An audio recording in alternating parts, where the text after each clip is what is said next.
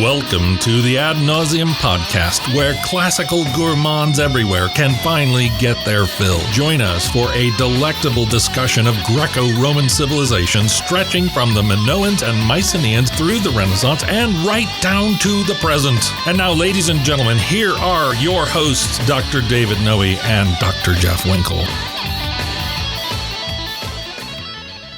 Welcome, listeners, to the Ad Nauseam podcast. This is episode 20 we're doing today. As always, my name is Jeff Winkle, and I'm here with my good friend and co-host, Dr. David Noe. How you doing today, Dave? I'm doing real well, Jeff. It's good to be here with you. Can you believe 20 episodes? 20 episodes is great. It feels good. It does, yeah. Feels Quite good. Pleased with the feedback we've gotten so far. Yeah, Dave and I were just talking about the reviews that we've gotten on the podcast, and really happy and really excited the response we've been getting. Yeah, there's one that really sticks in our craw. Oh, but we won't talk about that. No, I think we should we mention it? Or? Nah. No, yeah. But yeah, there's one review that, yeah, we're having a tough time getting over. You know who you are, okay? So if you're listening, stop. Exactly right. So if I seem a little distracted today, it's because I'm thinking about that one. Yeah. Right. We got a shout out. You going to set me up for that? Yeah. We got a shout out. Who are we shouting out to today? We are out shouting to my good friend Michael Borg. Michael Borg. Yeah, the Borg. He is in Bradenton, Florida, and likes to listen. Hello, Michael. Thanks for tuning in. Thanks for listening, Michael. Borg, like Star Trek, right? I don't think that's where his name comes from, but yes, it is spelled the same way. Right. So he assimilates all unto himself. That's right. I also bet he's never heard that before. Exactly. Let me apologize to Michael while we're at it. Dave, you got our opening quote today? I do. To set the tone and the theme. Yeah. So, A Lion at the Gates, Part 2, right? This title of this episode, Thermopylae in History. Yes. And this one comes from Herodotus, the man himself, the father of history, Book 7. There now arose a fierce struggle between Persians and Spartans over the body of Leonidas. 4 times the Greeks drove off the enemy, and at last by their bravery succeeded in bearing the body away. Thus did the fighting continue until the troops with Ephialtes were close at hand, when the Greeks, informed of their approach, changed the manner of their fighting. They withdrew again to the narrow section of the pass and behind the wall, and took up a position in close formation on a hillock, all except the Thebans. This hillock is at the entrance to the pass, where now stands a stone lion in honor of Leonidas. Here they resisted to the last with their swords if they had them, if not with their hands and teeth, until they were overwhelmed by the encircling Persians, of whom some came on from the front after demolishing the wall, while others closed in from behind. That hands and teeth part always gets to me. Yes, it does. The last of the last stand here. Yeah. Brutal stuff. Yeah. So, Jeff, Yes. What are we going to give our listeners this week? Well, this is part 2, our episodes on Thermopylae. So last week, if you haven't tuned into part 1, you might want to do that before tuning into this one. But last week, we set the stage. We got the Greeks to Thermopylae. We have the Persians coming down. And today, we're going to get into the battle itself. We're going to follow Leonidas and the Greeks at Thermopylae. We're going to get all the stuff in that leads up to the quote that you just read from, the last stand, the 300, and more. A blow-by-blow, step-by-step sort of takedown of the entire event, right? And then through the magic of radio. Do people say that anymore? Radio? I don't know. Somebody listen to radio. Through the magic of radio, at the very end of this episode, we're going to take you on a little travel log. Yes. Jeff and I will recount some of our visits to this important historical site. That's right. So, Jeff, you're going to give a little recap of last week, just briefly, so people can catch up, right? Right. So last week we were talking about how King Darius came over with his fleet and his army in the first wave of these Persian wars. Yes, 490, island hopping. Island hopping across the Aegean, lands at Marathon, and loses this very lopsided in favor of the Persians this battle.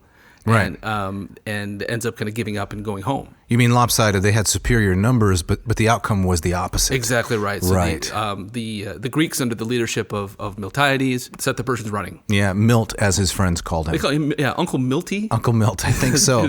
Still a great Greek hero. Greeks today, they love the man, and understandably so. Yeah. Then 10 years later, Darius' son comes back. Right. And what happens?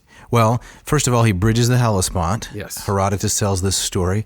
And when a storm destroys this bridge he makes over the Hellespont, the spot between the continents of Asia and Europe, Xerxes commands that the channel be whipped, chains thrown into the channel, and it be whipped and scourged because it dared to defy the great king. Right, so that kind of gives you Herodotus's picture of Xerxes and his temperament. Yeah, hubris, lots of hubris. Yeah. He's going to get his comeuppance.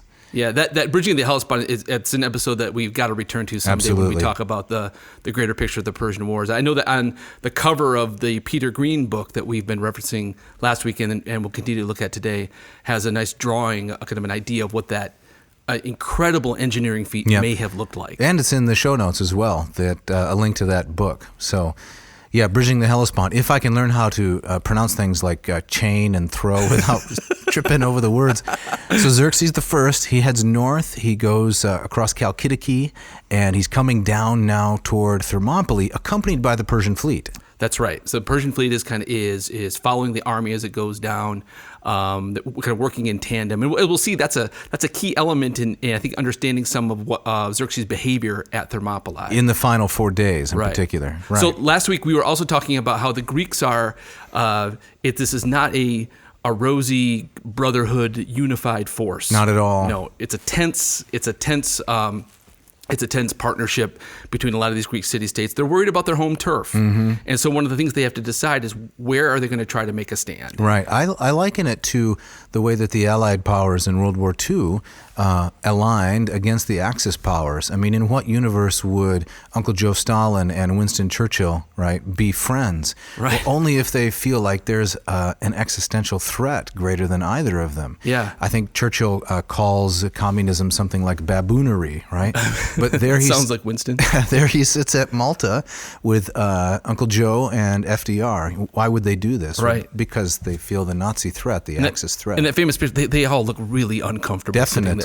Well, it's probably because to make the photo probably took a couple hours back in those days. Good point. Right. But similarly, right, by way of analogy, the Greeks, they don't really like each other. Athens and Sparta, they're not buddy-buddy. Thebes, Corinth, the whole mix. And yet, for a brief moment, they unite to stop this incursion from the east as they see it. Exactly. And to follow up your comparison with World War II, of course, right after World War II, the West and the Eastern Bloc are at each other's throats.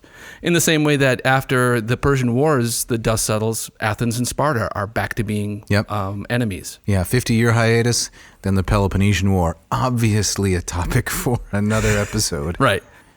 So, Jeff, the leader of the land force of the Allies is, of course, this Spartan king Leonidas, the Lion. The Lion. And I understand that you've translated a portion of this. The part that I read at the beginning was from the Samuel Shirley translation by Hackett, but you've also done your own, and it's pretty good. So, thank you. Yeah. Can you read a little bit of that for us to help us understand a little more of the character and background of Leonidas? Sure, right. So I think that one of the things that I think a lot of people who are generally familiar with the story of Thermopylae know that Leonidas is the king of the Spartans, one of two kings. What I think a lot of people tend not to know is that he's really a king by accident. Kind of this lot falls to him. And so Herodotus kind of goes through his lineage and the names of these many other kings and families from which Leonidas descends, and also mentions that Heracles, or Hercules, the great Greek hero, is also was believed to be an ancestor of Leonidas. Really? Yes. Huh. So you find this in a lot of, as you know, in lots of Greek histories, tribes. Yes, I'm feigning incredulity. Yes, here. I know you are. Yes. But the upper class families would often trace their lineage back to Theseus, back to Heracles. Right. It was a way of legitimizing their place in society. Aeneas and Venus. Yes, exactly right. A classic example. But do you have the sense, Jeff, that the Spartans believed this? Oh, they absolutely believed it. Okay. Yeah, I don't think this was just simply a myth that supported the power. Right. And if you were to ask them, they would say, "Well, not really." I think this was literally believed. Right. And the Winkles came over on the Mayflower. Is that right? Oh, absolutely. Yeah, exactly right. It was like a rowboat trailing behind. Yeah. Read us your translation. Yes, Herodotus tells us that Leonidas descended from all of these kings from Heracles, and he also tells us that Leonidas had recently and unexpectedly become a king at Sparta. And Herodotus says, this is how it happened. Leonidas had two older brothers, Cleomenes and Darius. So Leonidas had no reason to think that he would one day become king. But when Cleomenes died without a male heir, and Darius had died in Sicily, the throne fell to Leonidas, because he was the next oldest, and also had his brother Cleomenes' daughter as his wife. It kind of goes against what I take to be kind of the the typical kind of mythic picture that Leonidas was kind of born for this, right? He was a king ready to kind of step into this role of going to his known death. And right. Turns out he had those qualities, as I think the story makes clear. Absolutely. But it wasn't clear at the beginning, of course. Only by hindsight do we see Leonidas is the man for this particular incident. Right. But it makes me wonder kind of how the Spartans themselves viewed Leonidas. He's kind of third pick, right. you might say. And as we were also talking last time too, there was no sense that when the Leonidas with the 300 and these many other Greeks that he takes up there, the sense that this was going to be a last stand fight to the death. This was an advance guard. The expectation was there was going to be the main force coming behind them, but that never happens. Right. So over the course of those days in August, the realization slowly set in. This is it. Right. So Leonidas is there with a band of about, Herodotus suggests about 7,000 Greeks, and included in that is the famous 300, which most people know about if they know anything about Thermopylae. All right, so let's get into the week during which the battle takes place. Yes, so that's August 13 through August 20, 480. Right. So you have, I believe, a quote from our source text here, Peter Green's work, that you're going to read for us. Yes, page 126. The Persians pitched camp near Trachis, between the Spercheius and the Asopus rivers, probably occupying Anthala at the same time. Xerxes' first move, as one might expect, was to reconnoiter his opponent's position.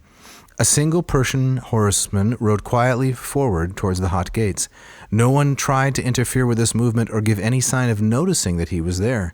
He saw very little of the main Greek camp, since it was hidden behind Leonidas's defense wall. Thus, it could not estimate, with any degree of accuracy, how large a force the Persians were up against.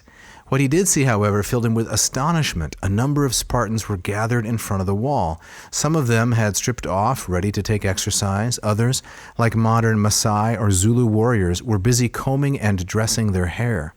The Persian spy had never seen anything like it. Such behavior struck him as merely absurd, a view which Xerxes, on hearing his report, fully endorsed. Heralds were accordingly dispatched to parley with Leonidas and gauge the general state of Greek morale. Diodorus, probably drawing on Ephorus, that's another historian, purports to give the text of their proclamation. Quote, King Xerxes orders all to give up their arms, to depart unharmed to their native lands, and to be allies of the Persians. And to all Greeks who do this, he will give more and better lands than they now possess. End quote.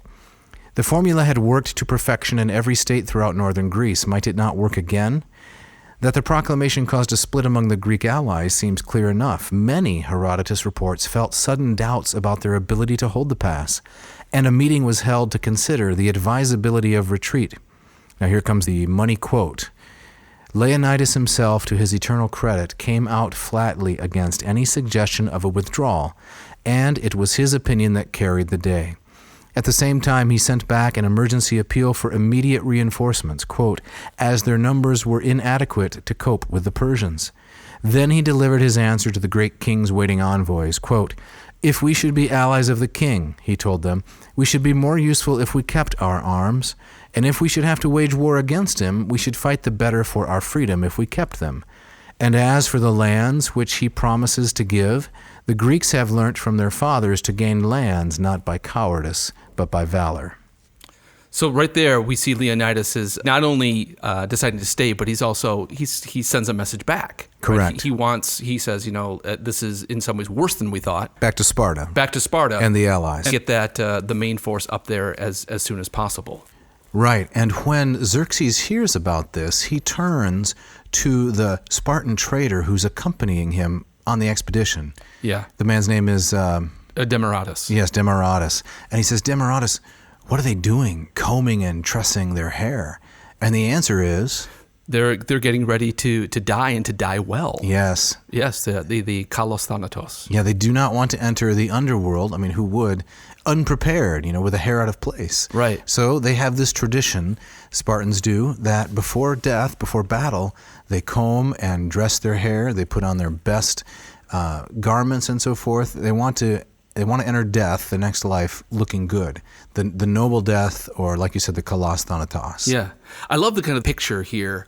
I mean, the way that Green describes it and Herodotus describes it, these men that the Persian spies see they're out in front of the wall. they're doing their hair. And the whole force, such as it was, is behind the wall. As Green mentions, the spy couldn't see exactly how many Greek soldiers there were. So you just had these Spartans kind of hanging out on the Persian side of the wall.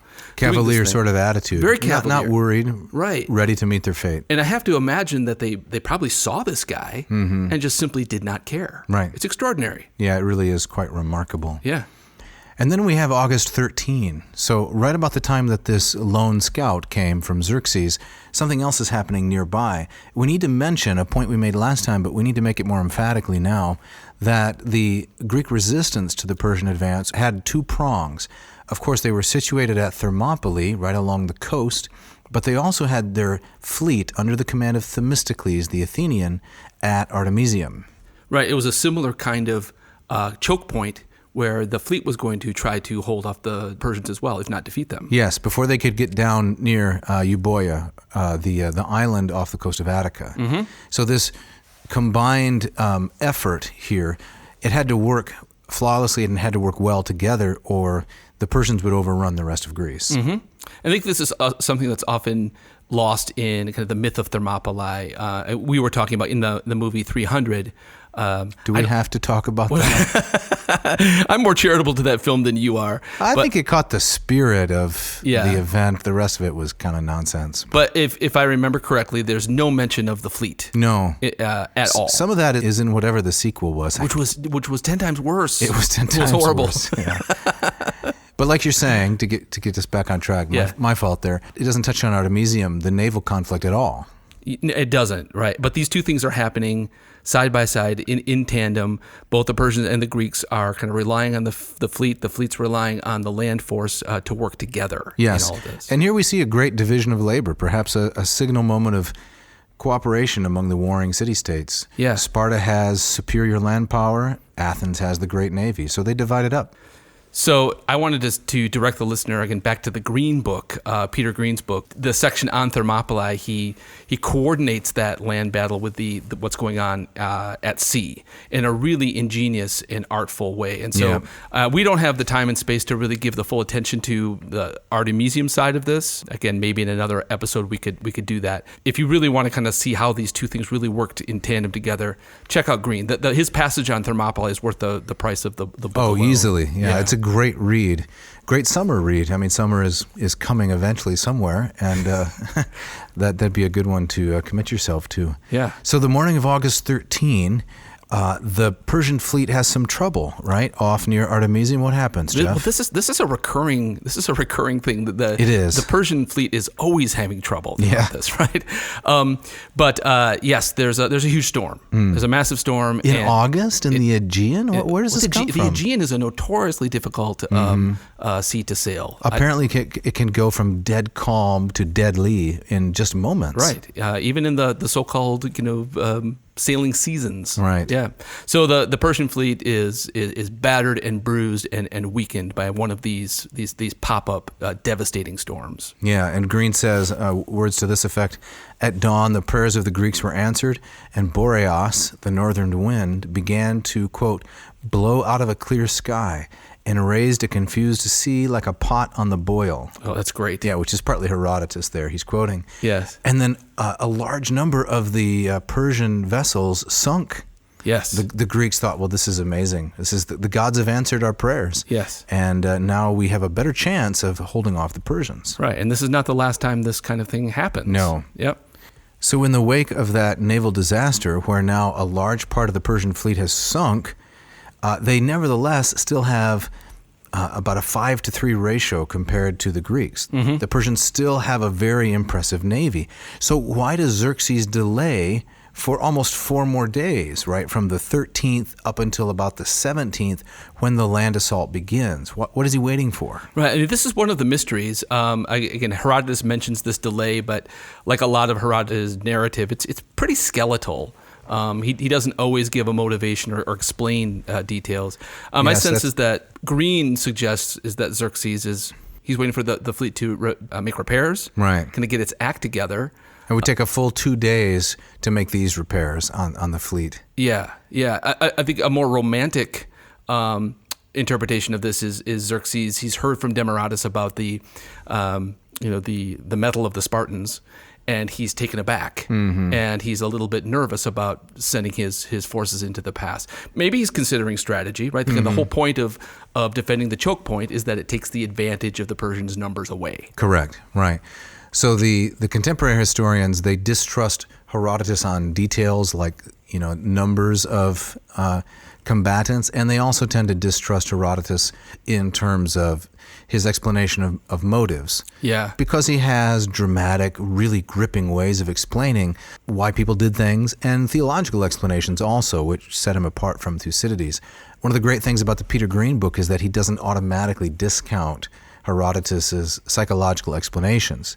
I mean, he takes them with a little bit of skepticism, but he explores them thoroughly before discounting them. Yeah, it's one of the things I really like about his narrative, right? It's not just respectful, tossing out the baby with the bathwater, right? And he mentions, Herodotus has some sort of axe to grind with the Thebans, right, that might color his narrative. And he has typical Greek, I guess you could call it chauvinism. The Greeks are better, but he's not entirely disrespectful of the Persians either. He did his homework, I would say. Yeah.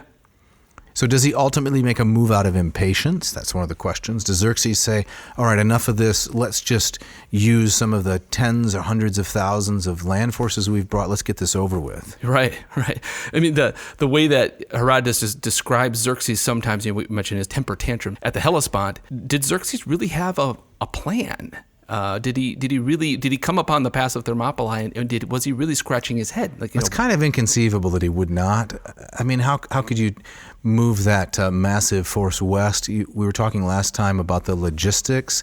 Could he not have a plan? I mean, it's a competent world empire. Right. No, I mean, I'm overstating that, but could it be that he came to the pass of Thermopylae and he was presented with a conundrum that he didn't have an immediate, easy answer for? Yeah, right. That's quite plausible. Yeah. So August 18, Xerxes decides to engage. They send in the platoon of the Medes and the Scythians into the pass.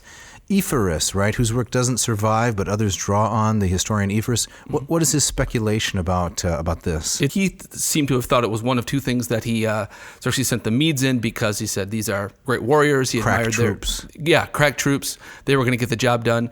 But Ephialtes also suggests that Xerxes might have had some bad blood towards the Medes and said, well, if I send them in, the Spartans are fresh, they're ready to go. They'll kill the Medes. Yes. Yeah. David sending up Uriah the Hittite to get rid of him. Exactly right. So what happens with that first wave on the 18th? The Greeks beat them back, and the Medes and Kissians are badly bruised and beaten and go limping back to camp.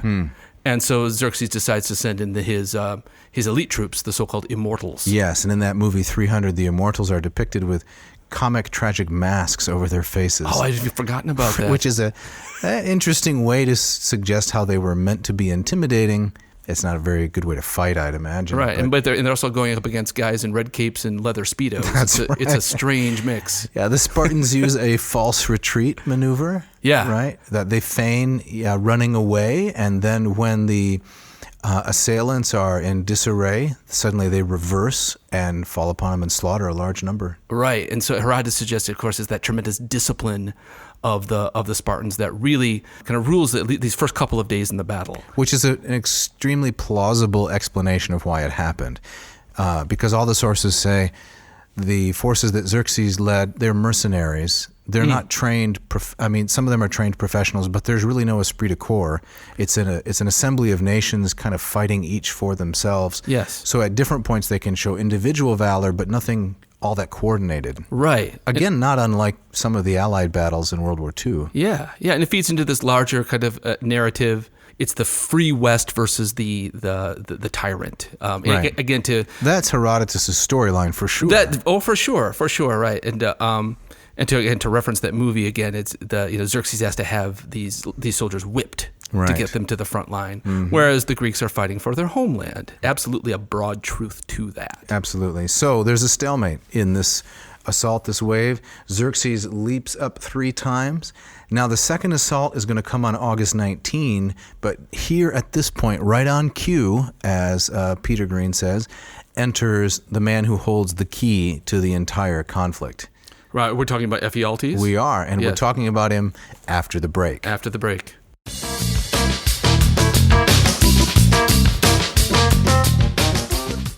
This episode of Ad Nauseam is brought to you by Hackett Publishing. Since 1972, Hackett has been an independent publisher of high-quality translations in the field of classics, as well as many other corners of the humanities with offices in Indianapolis, Indiana, and Cambridge, Massachusetts. Dave, Hackett's growing classics list includes hundreds of titles covering ancient history, literature, philosophy, political science, and classical language study. Their classical lit catalog, Jeff, is loaded. Iliad, Odyssey, Aeneid, Metamorphoses. And do they have Herodotus? Absolutely they do. Translations by both Samuel Shirley, the one we're citing today, and by Pamela Mensch, both with notes by prolific historian James Romm. The Mensch translation has the Great Sphinx as its attractive cover, and they are all so affordable. What about those Tiber dwellers? Anything on those toga-wearing folks? Indeed. Hackett has titles on ancient Rome, too, with translations of Suetonius, Livy, and more. I especially love the Hans Orberg series for Latin, the Lingua Latina per se illustrata. Okay, AN crew, save 20% on any order and receive free shipping from Hackett Publishing. All you have to do is go to hackettpublishing.com, find the text you want, and enter AN 2021, AN2021 in the box, which asks for the coupon code. Don't hesitate. Check out hackettpublishing.com today. Today's episode is also brought to you by Ratio Coffee. What's the premise, Dave, behind the Ratio Coffee Company? Well, I understand they asked a simple question. In a world of super premium espresso makers, how come the home coffee maker has hardly changed at all? So based on his experience importing Italian espresso machines, Mark Helweg decided to see what he could do. So Mark and his team fixed that, right? Oh yeah, that's right, Jeff. They put together a really beautiful work of art that sits proudly on your countertop. Imagine if Van Gogh or Monet had built coffee machines. That's kind of what you get, but the edges are a little sharper, the visuals a little less squinty. And it brews a good cup of joe? A good cup of joe? Are you reading the script even, Winkle? What does it say? It says it brews a go cup of joe? You don't like that? Right on. It brews a sweet, degassed... Degassed? A sweet, degassed cup with all the flavor and none of the brackish... none of the brackish tang. I can't do the next line. Listen up, Ad Nazarinos. Get a 15% exclusive discount on the Ratio 6. This amazing machine is all stainless steel and engineered to truly exacting specifications. Don't throw away good money on some of those lesser products made from squirty plastic. He's trying to laugh again. Squirty plastic? No better than the box they're shipped in. Come on, man. Between now and March 20, 2021, our listeners should go to ratiocoffee.com and enter the special code ANCO, A-N-C-O, for 15% off the Ratio 6. ANCO, ratiocoffee.com. Check it out.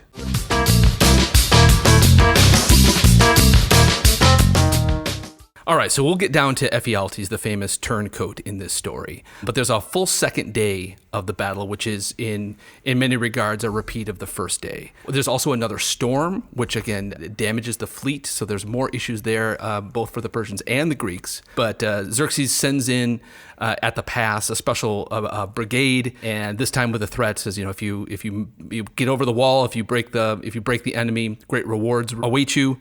If not, you're going to lose your head. So they're fresh. They're fresh. Because he has a large contingent of men from whom to draw. Exactly. You can send wave after wave. The Spartans are stale, I guess, if that's the opposite of fresh. They're tired. And Herodotus says that Xerxes assumed, and this seems very logical, that by now the small Greek force will be battered and bruised and weakened. And maybe even ready to surrender. Yeah, exactly. Right. But it doesn't happen. The Spartans and the other Greeks repel the Persians once again. Right. So clearly Xerxes didn't understand what kind of men he was dealing with. Right. And that comes out in lots of these famous phrases and lines and quotes that are attributed to Leonidas and other Spartans. And preserved for us by Plutarch in his Parallel Lives, we have some really interesting little, I think it's pronounced bon mots. Yes. Bon mots. Bon mots.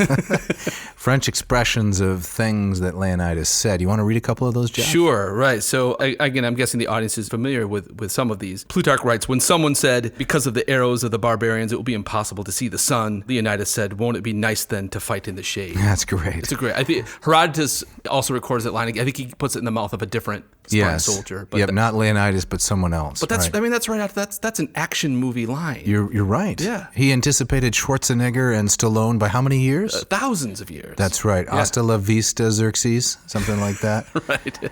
Here's another great one. At the time when Leonidas was setting out for Thermopylae to fight the Persians, his wife Gorgo, and if you have a wife named Gorgo, right, you're going to be a great hero. You're already ahead of the game. Gorgo inquired whether he had any instructions for her. Leonidas answered, marry good men and bear good children. Yeah. Kind of saying, I'm not coming back, but let's carry on the Spartan And that's tradition. really interesting. A lot of these quotes suggest that Leonidas seems to know that he's not coming back, that he knows this is a death stand, as it were. Yeah. How about one more, number 8 here on our list? Number 8, what do we got? Plutarch writes, when someone said, Leonidas, are you really here to take such a dire risk with so few men against so many? He replied, if you think that I rely on numbers, then even all of Greece is not sufficient, for the entire population is but a fraction of the Persian hordes. But if I rely on the valor of men, this number will do. Yeah, that'll do. Yeah. So, Jeff, we got one more, right? We have to squeeze this one in. It's probably the most famous by far. You can buy hats and shirts emblazoned with this in the tourist traps of Athens. Yes. When Xerxes wrote again, recorded by Plutarch, when Xerxes wrote again, hand over your arms. Leonidas wrote back, come and take them. Oh, it's great. Molon. Molon labe. That's right. Yeah. As you come, take them. You can have them if you want. Just get them away from us. Right. And not shouted at each other across the battlefield. This was a text exchange. Correct. Yeah. Do you think that Leonidas added some frowny face emojis after the labe here? He doesn't strike me as an emoji kind of guy. Xerxes, oh yeah, he loaded it up. Yeah. Clowns, balloons. So Ephialtes, the traitor. What do we know about him? Not a whole lot. We know that he was a Malian, so he's right from the area. You mean he's not a Spartan reject? He's not a Spartan reject. He's not this Gollum-like figure who's kind of seeking revenge because he was discarded by the Spartan elite. Ostracized. Yeah. You're referencing the 300 movie again. Yes, exactly. Do you think that was just as a sidebar? Do you think that was a plausible portrayal, a good reason? Did you like that choice aesthetically in the movie? I mean, I thought it was okay. I mean, there's so much about that film that's kind of over the top and cartoony. Yes. It's not meant to be a documentary, right? Well, we could do an episode on it, but based on our other episode, our other movie episode, yeah. Troy, it wasn't very popular. We got to try it again. All right, we'll give it a try. Yeah. So Ephialtes is a Malian. Yes. He's a local boy, right? Yep. Apparently the Malians had known about this path for a long time. For a long time, right. And this is also a kind of reminder that this is not the first battle that was ever fought at Thermopylae. It was a well-known place to make a stand and to take an enemy's numbers away from them. Yeah, like the Brenner Pass, actually, between Italy and France. Yeah. Right there in the Alps. It's kind of the only way to get into Italy with a large force. This is the only way Thermopylae to get into Greece. Right. So the Spartans were not the first one to build a wall there. No. They almost certainly, when they built their wall, it was built on top of the remains of what was already there. Ephialtes then comes to Xerxes and says, I know the way. He knows the way, right. Up and over the hill. But of course, Leonidas and the allied Greek forces, they knew about this shortcut also. This was not a secret amongst the Greeks. No, so what precautions did they take? So the Leonidas had sent a band of Phocians, also local boys, up to guard the pass. Probably about 1,000, I think, is what I think that's what Herodotus mentions. Yes. 1,000 Phocians at the top of the hill. Which is a pretty large number, at least to make an initial resistance until the others can come to help. Right. It's a signal of how seriously Leonidas took this possibility. So once Xerxes finds out about this secret path via Ephialtes, the diabolus ex machina, the devil from the machine, yes. as Peter Green very memorably That's calls great. him. I love it. Yeah. When Xerxes finds out about it, he dispatches one of his main strategists and generals, a Persian named Hydarnes. Yes. And he takes along a large force, and they're going to travel all night on the path, and they're going to surprise the Phocians who are waiting at the top. That's right. And you have this gorgeous quote from Peter Green once again about how this played out. Yeah, right. Before I read the quote, I think I used the word kind of a path at the top of the hill. This is not a hill. This is a very sizable, steep mountain. This is a huge undertaking to take a huge force up and over this pass. But Green writes, the Persians climbed steadily all night. About dawn, they were marching along the mountain ridge of Nivropolis through thick oak woods. The recent storms had shaken down a large number of dry leaves from the trees, and as they advanced, Hydarnes' 10,000 made a great crackling and rustling. The air was absolutely still, with not a breath of wind stirring, and this noise of boots kicking up leaves seems to have been the first intimation the Phocians had that a large enemy force was approaching. Well, that's really compelling. So imagine that you are a Phocian stationed on the top of that mountain, and you're laying on the ground next to a fire that has just cooled off after being lit most of the night, and you hear men's boots trampling through the oak leaves, like Peter Green says. You know that this is your last day. Yeah, terrifying. Yes. Right. So how do the Phocians react? What do they were do? not ready at all. I think Herodotus mentions something along the lines that the Phocians themselves had kind of decamped to a kind of a clearing, a meadow, somewhere away from the pass. Not taking their responsibility very seriously? No. There was no Spartan around to whip them into shape? No. And Hydarnes apparently doesn't take them all that seriously either. They fire a fusillade of arrows at them. The Phocians scatter. And Hydarnes decides, no reason to mess with these guys up here. Let's get down the mountain. Yeah.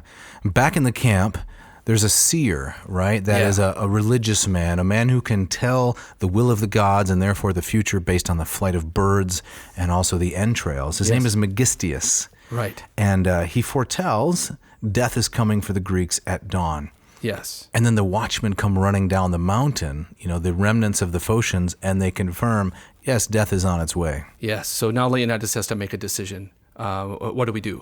Do we retreat? I mean, Spartans never retreat. What do we do with the rest of these men? The 700 Thespians, the 400 Thebans. There's a lot of controversy, a mystery here at the center of this. How exactly did this play out? And Peter Green helps us quite a bit in understanding it. You'll have to read that. But the idea that everyone wanted to stay and Leonidas sent them all away by force, not really accurate. No, very unlikely, I would say. Correct. Yeah. I mean, to me, the kind of the most logical answer to this is that probably many of these men, of course, wanted to get out of there. It was certain death, but Leonidas also saw kind of a practical side to that as well. As you say, okay, go home, get ready, spread the news, let the people to the south of the pass know what's coming, and best prepare as they can.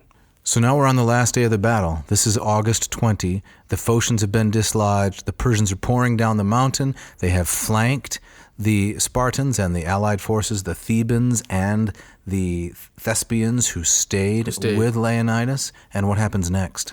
So Herodotus tells us that the Greeks they break out of the pass, and they kind of fighting more kind of out in the open. So that 20 yard to 50 yard little choke point, they give that up as the best place to make a defense because all hope is lost. All hope is lost, right. Now you're just kind of in it for upping the body count. Correct. It's a melee. There's no more point in trying to stay in that narrow spot. Right. So the Greeks are out there fighting beyond the wall.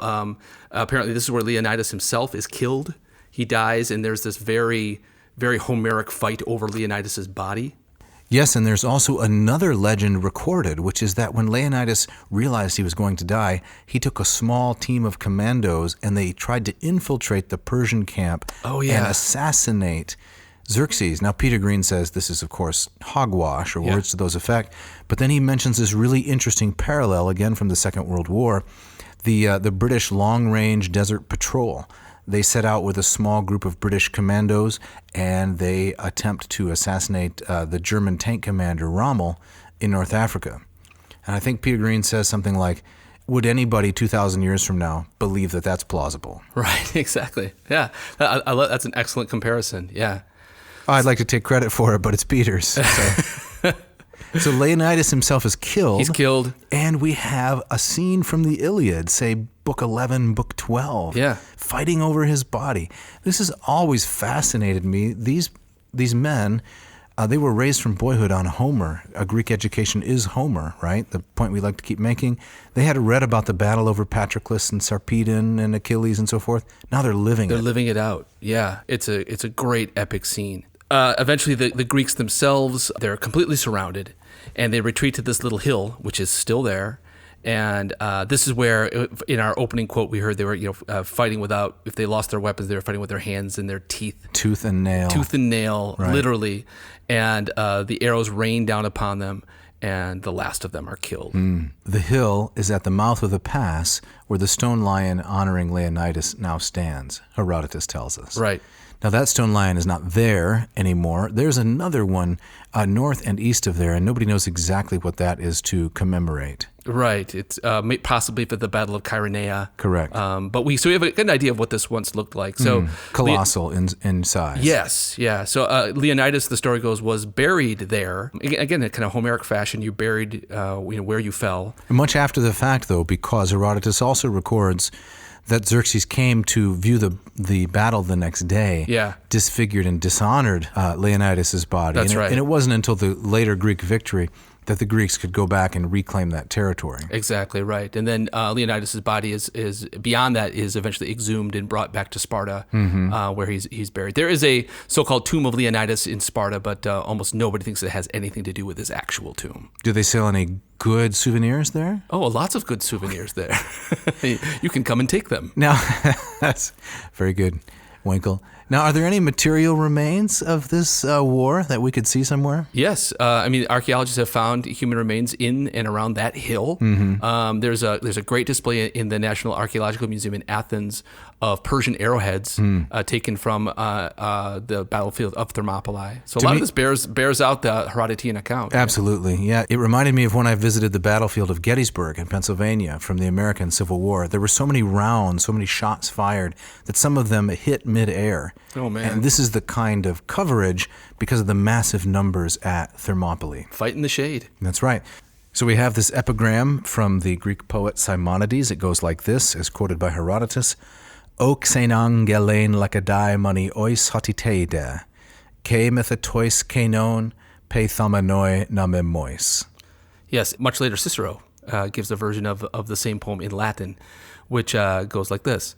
Dic hospes Spartae, nos te hic vidice iacentes, dum sanctis patriae legibus obsequimur. Yes, right.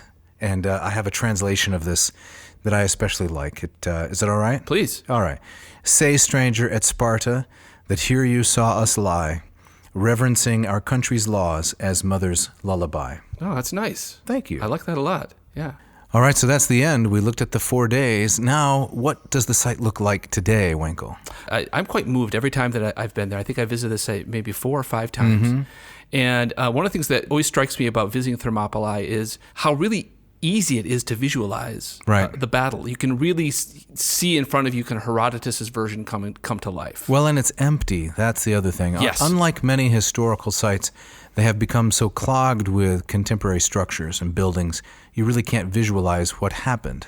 Yes. Now, there is a monument there with a big statue of Leonidas and kind of across the road. I think one of the things that does make it difficult to visualize it is that the sea has retreated a couple of miles. Yes, it's quite far away. Yeah. Right. And there's kind of a modern-ish highway that runs through there. So if you stand up on that hill of the last stand and you kind of picture the water where the highway is, you can really see the whole thing come together. I like the modern highway much better than the modern sculpture in honor of the thespians. It's kind of ugly. I remember telling our tour guide, Christiana, that I didn't like it. She didn't like that, but the site is very impressive. It's sparse, right? There's not really much there. And then there is an inscription of this particular Simonidean epigram on a bronze plaque. Yes, at the top of that hill. The hill of the last stand. Yes. And the archaeological work done there has discovered some remains of the defensive wall. Yes. That the Spartans threw up there. Yep. You can see remains of at least a couple of walls that are there. I think none of it goes back to the 5th century. You can walk down in the plain, you walk down the hill into that narrow point. And if you're taking the Spartan point of view, to your left is that Kalidromos mountain, and it plunges steeply right down to the base. There's still the bubbling sulfur springs there. You can still see the hot gates there. The brackish tang. Right. The brackish tang. I echo what you said, is that one of the wonderful things about the site is how uncluttered it is. Right. Yeah. It's open vistas. Now, the aftermath of this battle, it was a Pyrrhic victory, to be anachronistic. It was a Pyrrhic victory for Xerxes. He won the battle, but he was going to go on to lose the war. That's right. This defeat for the Greeks bought a little bit of time for the other city-states to figure out their strategy, who's going to lead and how. Yes. So Athens was destroyed. Yes, burned to the ground. Yes, not too long after that. But in a brilliant move, Themistocles, the Athenian leader, argues along these lines, look, the city is not the buildings, it's the people. So the entire population moves off to the island of Salamis, and they abandon the city. The Persians come in, burn it to the ground, but they are defeated in the naval battle, and the Athenians just move back to where they were before. That's right. It's a brilliant move. It is a brilliant move. And so after the naval battle of Salamis and then one major land battle at Plataea, it's really over for the Persians. Yep, that's it. So speaking of over, we're on the downside of this episode. We got to wrap things up, don't we? We do. So what's your reaction, Jeff, to the things we've covered today? This is one of the great stories from any history, but from Greek antiquity, yeah. And so I'm continually fascinated by that push-pull between myth and legend on the one hand, and kind of accurate historical account on the other hand. I love how Peter Green really juggles those two things really nicely. Well, and he visited the site, right? He talks about walking along the trails. He tells you where he had lunch and so forth. It's great. Yeah. It's really charming. It's gripping. And in our own visits there in different times, cemented some of these historical pictures in our minds. That's right.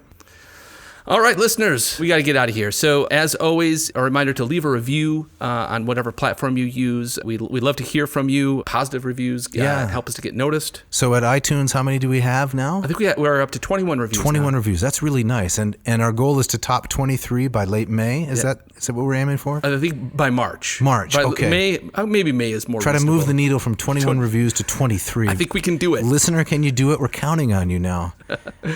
Well, if you've got comments or questions or you have an idea for an episode, don't hesitate to reach out to Dave@oddnauseam.com. Don't forget the V in there.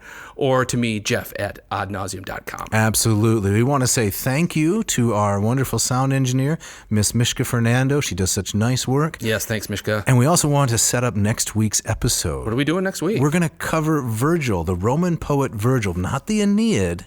We're going to cover his first surviving poem, one of the eclogues. It's pastoral poetry. That is the life of poetry in the countryside. So you're not going to want to miss that. Excellent. And Jeff, you have the gustatory parting shot. I do. This comes from Anthony Trollope in his novel Barchester Towers. He writes, "Don't let love interfere with your appetite. It never does with mine." That's great. Thanks for listening. Thank you.